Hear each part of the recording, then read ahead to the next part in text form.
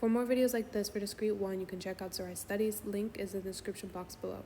We're told to provide a formal description for the non-deterministic finite state machine represented by the state diagram below. So this here is an NFA. But regardless if the machine is an NFA or a DFA, a finite state machine M consists of the set of all states Q, the set of all input symbols sigma, also known as the alphabet or the input alphabet, the transition function delta, Q0, which is a starting state, and big F, which is a set of all final states or all accepting states. Again, Q is equal to the set of all states. Those are just your circles. So it's going to consist of state S0 and state S1.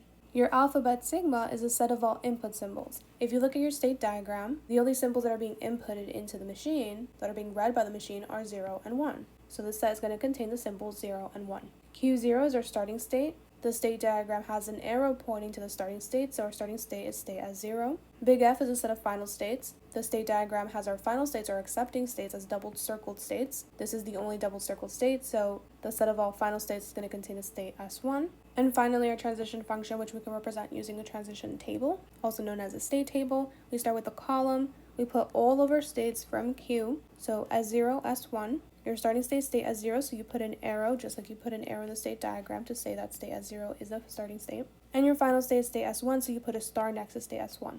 Now the next step is for every symbol in your alphabet, you want to have a column. So you want to have a column for 0 and a column for 1. And now you just go through the motions. If you're at state S0 and you're reading in a 0, well, if I read in a 0, I stay at state S0, or in other words, I transition to state S0. But also if I read in a 0, I can also transition to state S1.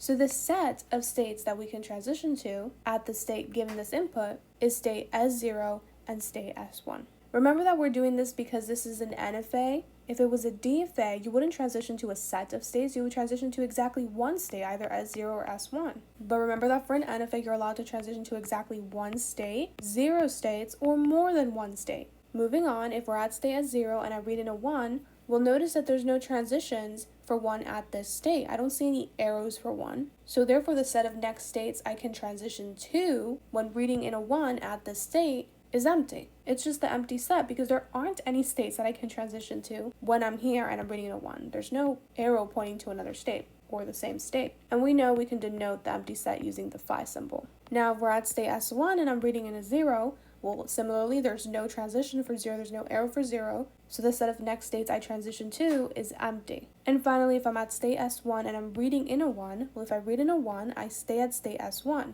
meaning the set of states that I transition to just contains state S1. And that's it for this video. I'll see you in the next.